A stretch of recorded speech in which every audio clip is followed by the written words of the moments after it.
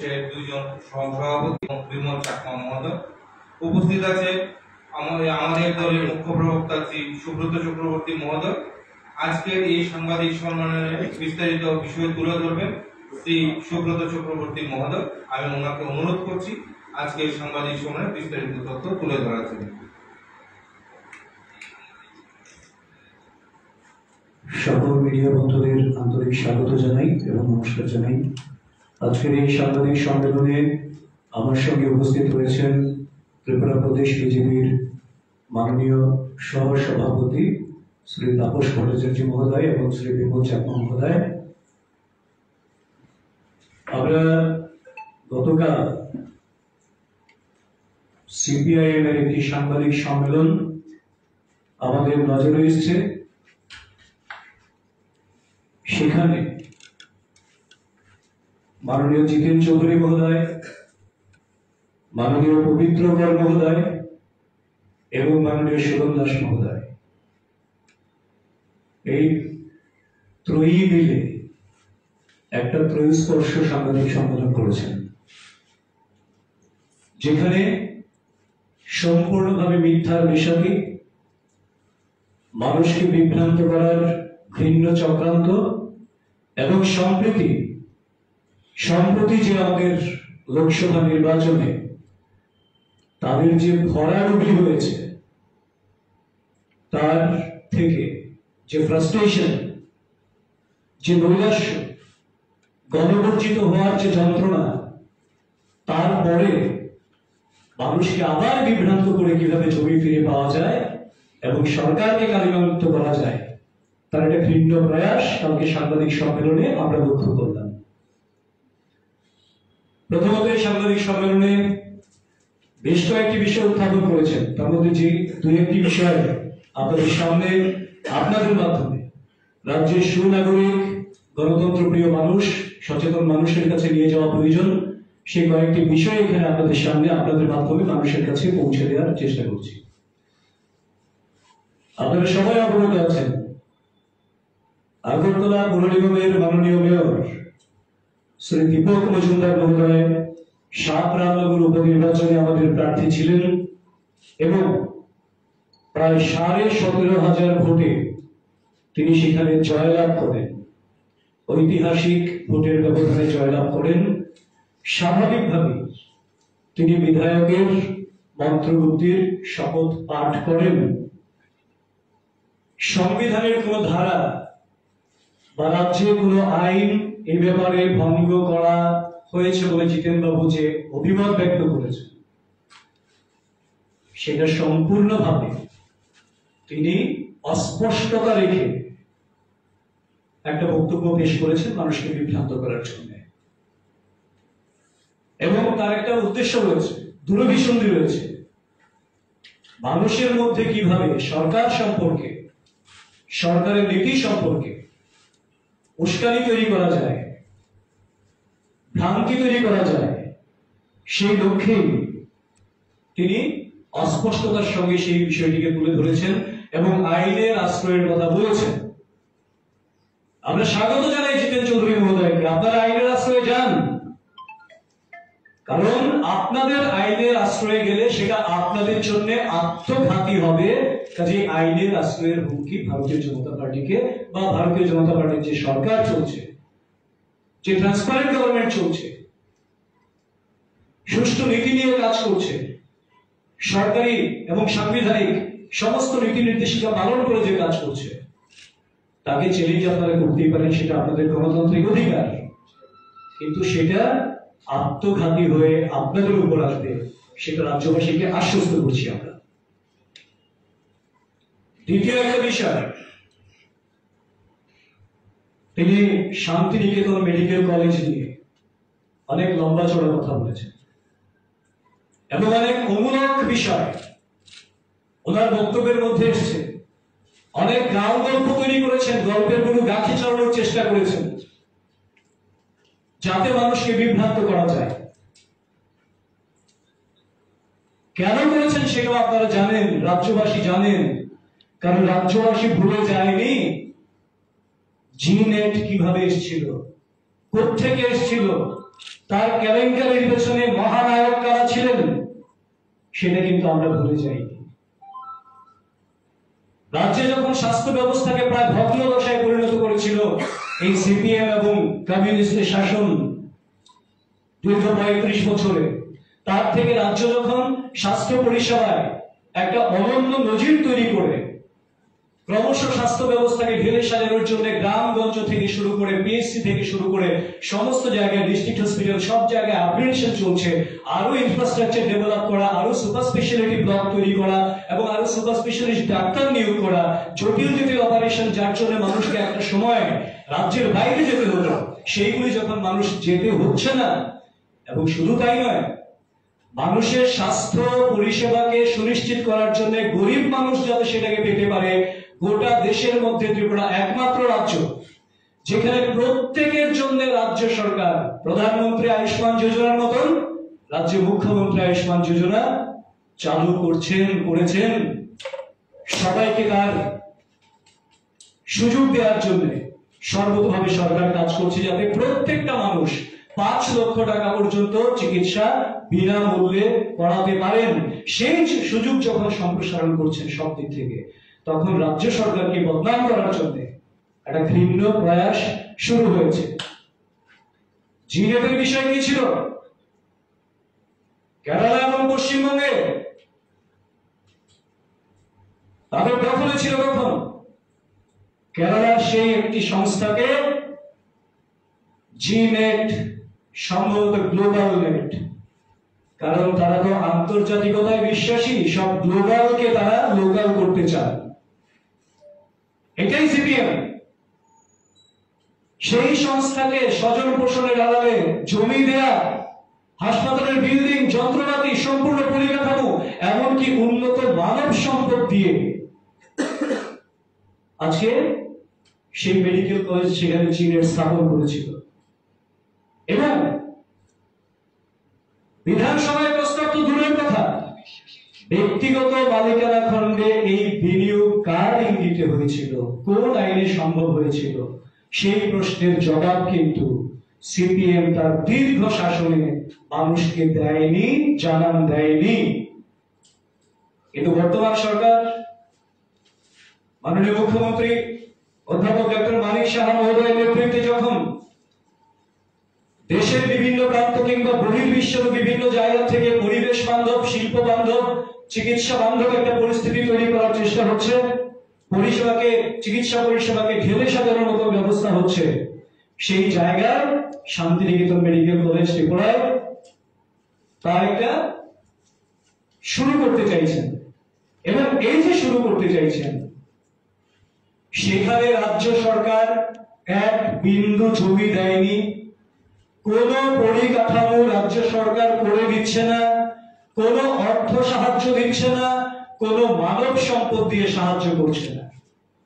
তারপরেও এইটাকে নিয়ে এই ধরনের অপপ্রচার করা সম্পূর্ণ দুরভিসন্ধিমূলক, রাজ্যের উন্নয়ন স্তব্ধ করে দেওয়ার একটা ষড়যন্ত্র, এবং যাতে করে মানুষের মধ্যে বিভ্রান্তি তৈরি করা যায় সেই লক্ষ্যে একটা নতুন চক্রান্ত যে রচিত হচ্ছে ত্রিপুরার মধ্যে, তাদের নির্বাচনে ভরাডুবির পর নতুন করে কৌশল রচনা করছে, তার স্পষ্ট ইঙ্গিতের মধ্যে রয়েছে। কারণ আমরা তো বলি রাজ্য সরকার চাইছে ত্রিপুরায় বিনিয়োগ বাড়ুক, প্রত্যেকটা ক্ষেত্রে মানুষ আসুক, ত্রিপুরাকে গোটা দেশের মধ্যে যদি প্রতিষ্ঠিত করতে হয়, মানুষের কল্যাণ যদি করতে হয়, তাহলে বিভিন্ন শিল্প সংস্থা আসবে, চিকিৎসা ব্যবস্থা কিংবা স্বাস্থ্য ব্যবস্থা কিংবা শিক্ষা ব্যবস্থায় অনেকেই নতুন নতুন করে আসবে, যারা নতুন ইনফ্রাস্ট্রাকচার নিয়ে আসবে, অত্যাধুনিক কিছু নিয়ে আসবে, তো সেটাকে রাজ্য সরকার ওয়েলকাম করবে মানুষের স্বার্থে, সেটা খুব স্বাভাবিক ঘটনা। কিন্তু সেটাকে এইভাবে জনবিরোধী একটা তকমা দিয়ে এইভাবে কলুষিত করার যে ঘৃণ্য প্রয়াস, তার তীব্র প্রতিবাদ এবং নিন্দা জানাচ্ছি। ওনারা বলছেন আইজিএম হসপিটালের কথা, ওনাদের মেডিকেল কলেজ সম্পর্কে ওনাদের কোনো ধারণা আছে কিনা আমার সন্দেহ হয়। আর একটু পড়াশোনা করে তো আসুন, এত বড় বড় কথা বলছেন রাজ্যবাসীকে বিভ্রান্ত করার জন্য। ডেন্টাল মেডিকেল কলেজ যেটা হচ্ছে, তার মানে ডেন্টাল মেডিকেল কলেজ মানে সেখানে দাঁতের চিকিৎসা হবে, বাকি কিছু জানবে না, সেটা হয় না। তার সঙ্গে ফিজিওলজির অনেক বিষয় জানতে হয়। ডেন্টাল নিয়ে যারা পড়াশোনা করছেন, ডাক্তারি যারা পড়াশোনা করছেন, দন্ত ডাক্তার, তাদেরকে দন্তের বাইরে নার্ভাস সিস্টেম থেকে শুরু করে বিভিন্ন সার্কুলেটরি সিস্টেম থেকে শুরু করে অনেক কিছু জানতে হয়। আর সেটা কতদিনের জন্য দেওয়া হয়েছে? সাময়িক কালের জন্য ওই বিল্ডিং এ তাদের নার্সিং এবং তাদের থেকে উইথ পেমেন্ট, তাদের ফিজ, তাদের সিকিউরিটি ডিপোজিট সমস্ত কিছু নিয়ে সেই আগরতলা যে ডেন্টাল আইজিএম এর যে হসপিটাল রয়েছে, টিচিং হসপিটাল, সেটাকে সাময়িক কালের জন্য অনুমতি দেওয়া হয়েছে, যাতে করে ওইখানকার যে ইনফ্রাস্ট্রাকচার সেটা ডেভেলপ হয়ে যাওয়ার পর তারা সেখানেই চলে যাবেন। এবং এই জিতেন বাবু আসলে এই যে অভিযোগটা করেছেন, সেটা আমার একটা কথা মনে পড়ে গেল। হঠাৎ লোকসভা নির্বাচনের পরে কোন একটা বুথ নিয়ে অভিযোগ করেছিলেন। আপনাদের নিশ্চয়ই মনে থাকবে যে ভোটারের চাইতে ভোট কাস্টিং বেশি হয়েছে, যেটা পরবর্তী সময়ে সর্বৈব মিথ্যা বলে প্রমাণিত হয়েছে এবং মুখ বুঝতে হয়েছে ওনাকে লজ্জায়। ভেবেছিলাম লজ্জায় মুখ বুঝেছেন, কিন্তু আসলে যাদের লজ্জা নেই তারা মুখ বুঝবেন কি? তার জন্য নির্লজ্জের মতো মিথ্যা রয়েসাদি করছেন এখন মিডিয়ার সামনে বসে। রাজ্য সরকারের বিরুদ্ধে অভিযোগের তোপ দাগছেন বসে বসে। রাজ্য সরকার নাকি 961টা স্কুল বন্ধ করে দিচ্ছে। অধিকন্তু আকবরী বলছেন 160টা স্কুল নাকি বন্ধ হওয়ার নোটিশ জারি হয়ে গেছে, যার কোনো বাস্তব ভিত্তি নেই। আমরা দলীয় সূত্রে খবর নিয়ে আমরা যেটা জানতে পেরেছি, সেই ধরনের কোনো নোটিশ জারি হয়নি। কিসের ভিত্তিতে বলছেন সেটাও আপনাদের অবগতির জন্য, রাজ্যবাসীর অবগতির জন্য আপনাদের সামনে রাখছি। মিনিস্ট্রি অফ এডুকেশন থেকে 5 জুন একটি চিঠি আসে ত্রিপুরা সরকারের শিক্ষা বিভাগে, যেখানে স্পষ্ট বলা হয়েছে ত্রিপুরায় 50 জনের কম স্টুডেন্ট আছে, এইরকম কটা স্কুলের সংখ্যা আছে, সে একটা বিষয় জানতে চাওয়া হয়েছে এবং সেই তথ্যটা বেরিয়ে এসছে। আপনারা শুনে আশ্চর্য হবেন, 50 জনের কম স্কুল মানে 50 জনের কম স্টুডেন্ট আছে এমন স্কুলের সংখ্যা ত্রিপুরা রাজ্যে টোটাল 549টা রয়েছে। এবং সেই 549 কিসের ভিত্তিতে বলছি? যেগুলির অল্টারনেট স্কুল রয়েছে সর্বোচ্চ 3 কিলোমিটারের ভিতর, আর যদি 5 কিলোমিটার ধরা হয় তাহলে সেটা 900-র উপরে স্কুল রয়েছে, 900 বা তার কাছাকাছি স্কুল রয়েছে। আপনাদের রিপিট করছি আমি,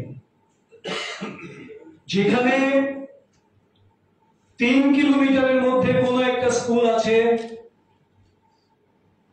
সেই স্কুলটাকে বাদ দিয়ে যে স্কুলে এক্সিস্টিং স্টুডেন্ট স্ট্রেংথ 50-এর নিচে, অথচ বিকল্প স্কুল আছে যে স্কুলে এদেরকে মার্চ করা যেতে পারে, যেটা চিঠিতে যেটা ছিল মিনিস্ট্রি অফ এডুকেশন থেকে, এই ধরনের 549টা স্কুল রয়েছে। আর যদি 5 কিলোমিটার ধরা হয় তাহলে সেটা 900-র উপরে স্কুল রয়েছে। আপনাদের অবগতির জন্য বলি, ওয়েস্ট ত্রিপুরা ডিস্ট্রিক্টে একটা স্কুল রয়েছে যেখানে 0 স্টুডেন্ট, অথচ টিচার আছে। 1 থেকে 10 জন স্টুডেন্ট আছে, এইরকম স্কুলের সংখ্যা 31টা। 11 থেকে 20 জন সর্বমোট স্টুডেন্ট, এইরকম স্কুলের সংখ্যা 38টা, 38। শুধু ওয়েস্টের কথা আমি বলছি। সব বলে আমি আপনাদের সময় নষ্ট করব না, গোটা ত্রিপুরার চিত্রটা আমি বলে দিই। টোটাল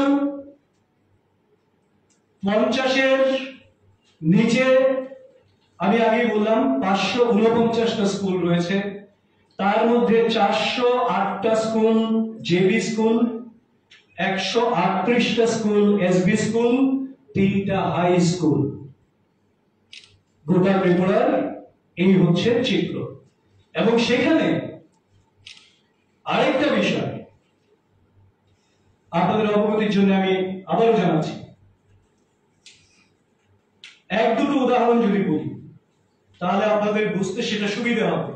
যেমন শান্তির বাজার একটা স্কুল রয়েছে যেখানে স্টুডেন্টের সংখ্যা 14, টিচার রয়েছেন 2 জন।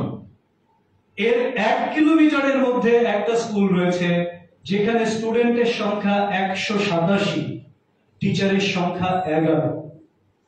কাজে বিষয়টা এইরকম ভাবনায় এই ডাটাবেস তৈরি হয়েছে, পরে যা হবে সেটা পরের বিষয়, যে এই 14 জন স্টুডেন্ট যদি 187 জনের সঙ্গে যুক্ত হয়ে যায় তাহলে সর্বোচ্চ কোন স্টুডেন্টকে 1 কিলোমিটারের মধ্যে অন্য একটা স্কুলে যেতে হচ্ছে, যেখানে স্টুডেন্টের সংখ্যাটাও বাড়লো না, আর 11+2 টিচারের সংখ্যাটাও 13 হয়ে গেল, স্কুলটা স্মুথ রানিং করবে। এইরকম গোটা ত্রিপুরা রাজ্যের বহু চিত্র রয়েছে। আর যেটা বলছেন যে 160টা স্কুলের বিজ্ঞপ্তি জারি করা হয়েছে, বিজ্ঞপ্তি প্রকাশ করুন, কোথায় পেলেন? আমাদের সূত্রে এই ধরনের কোন বিজ্ঞপ্তি এডুকেশন ডিপার্টমেন্ট থেকে এখনো পর্যন্ত প্রকাশিত হয়নি। তৃতীয় একটা বিষয় যিনি দৃষ্টি আকর্ষণ করার চেষ্টা করেছেন 3 জন মিলে, বলছেন রাজ্য সরকার চাকরির জন্য বারবার আবেদনপত্র চাইছে, আবার চাকরি বাতিল হচ্ছে। সম্পূর্ণ ভুয়ো একটা কথা মানুষের মধ্যে চালিয়ে বিভ্রান্ত করার জন্য একটা নতুন কৌশল নিয়েছেন। একটা চাকরিও বাতিল হবে না সেটাকে সুনিশ্চিত করেই ভারতীয় জনতা পার্টির সরকার চাকরি দেবে। এটা আপনাদের সময়ে যেমন করে ফরেস্টের চাকরি বাতিল হয়েছিল, আরো অনেক বড় বড় চাকরি বাতিল হয়েছিল এবং 10,323-এর পরিণতি আপনারা ডেকে এনেছিলেন, এই বামপন্থীরা, এই সিপিএম সরকার ডেকে এনেছিল তাদের দুর্দশা।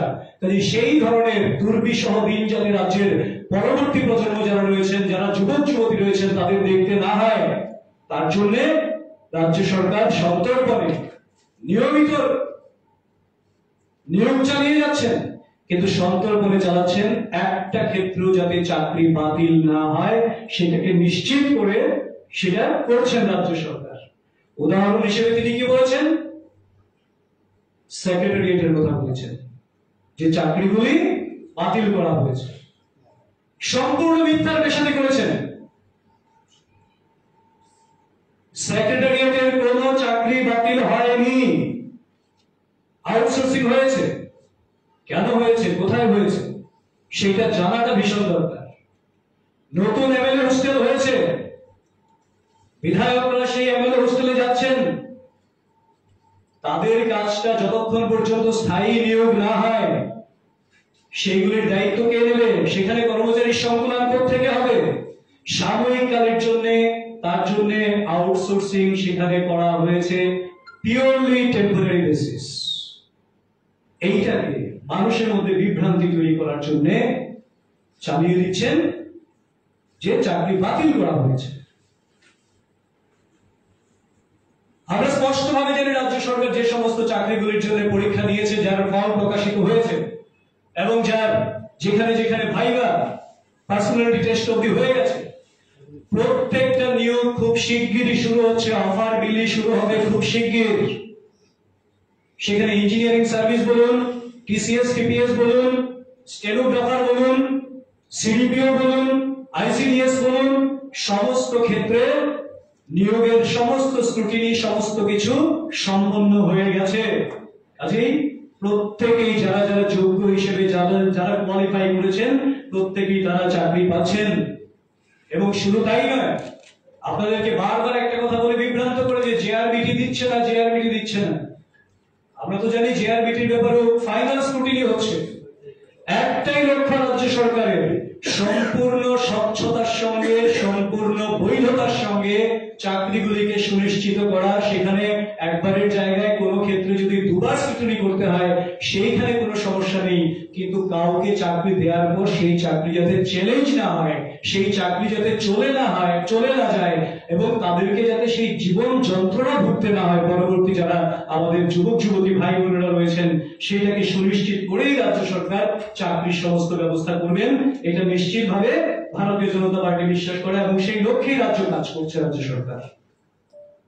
রেগা নিয়ে অনেক কথা বলেছেন, এবং প্রতিদিন একবার করে ঘুম থেকে উঠে তারা বলেন, আসলে আমরা যারা ধর্ম বিশ্বাস করি, আমরা তো নিজের ইষ্ট দেবতাকে প্রণাম করি সকালবেলা উঠে, তো তারা তো ধর্ম বিশ্বাস করেন না, এবং তাদের যে কার্যকাল ছিল সেটা ছিল নাইরাজ্যের নৈরাজ্যের একটা কার্যকাল ছিল।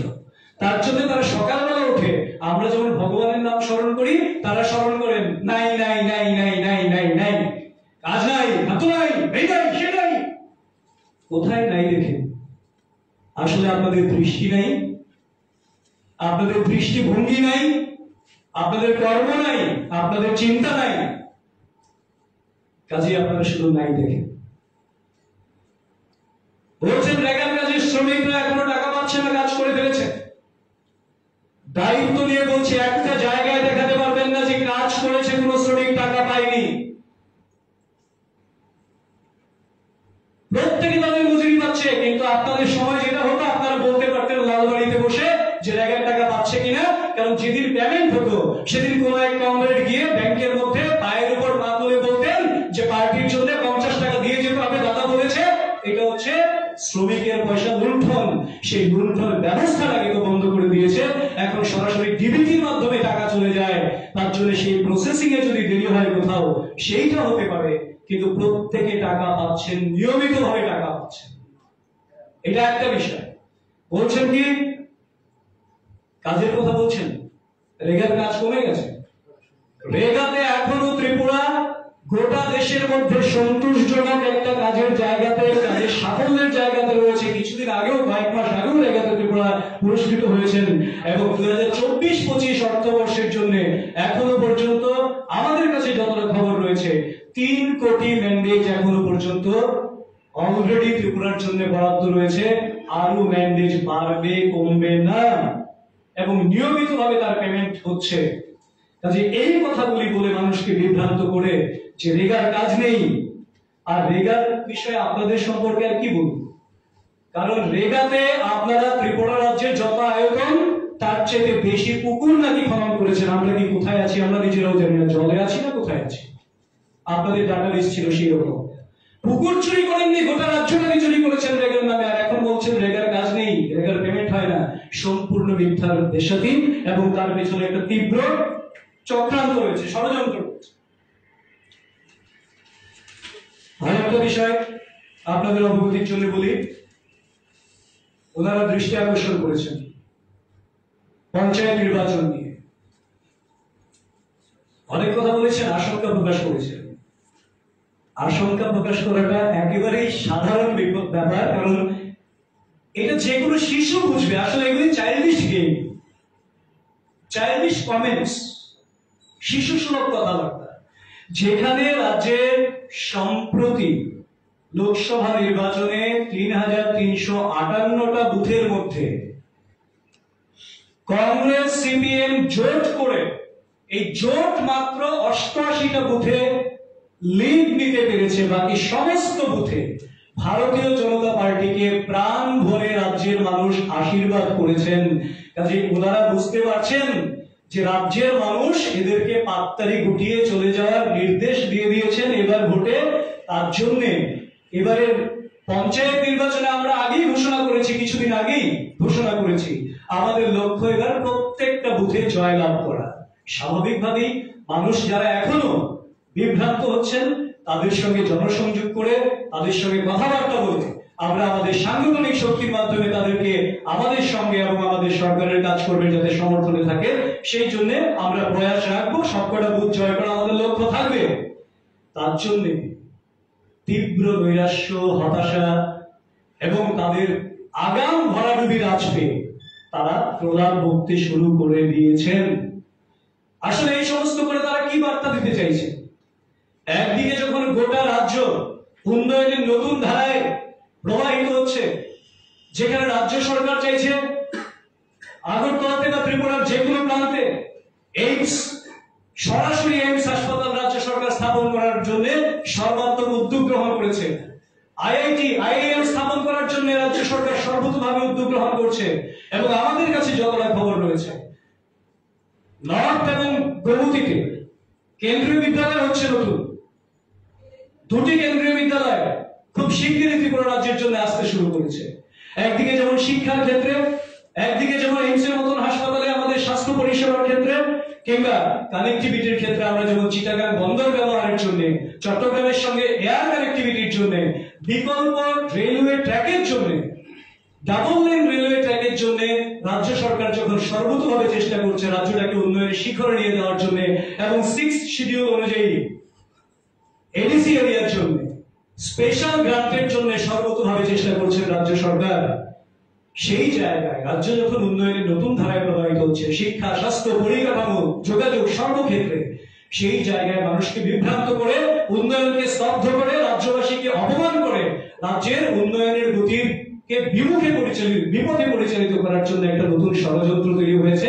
এই ষড়যন্ত্রকে আমরা তীব্রভাবে প্রত্যাখ্যান করার জন্য গণতন্ত্র প্রিয় এবং শান্তিপ্রিয় মানুষ, উন্নয়নকামী মানুষের কাছে, শুভবুদ্ধি সম্পন্ন মানুষের কাছে আবেদন রাখছি এবং এর তীব্র প্রতিবাদ এবং ধিক্কার জানাই যে আগামী 6 দিন বা 7 দিন তারা যে কর্মসূচির কথা বলছেন এটা মানুষ গণবর্জিত করবেন, এই আহ্বান এবং এই আবেদন মানুষের কাছে আপনাদের মাধ্যমে রাখছি।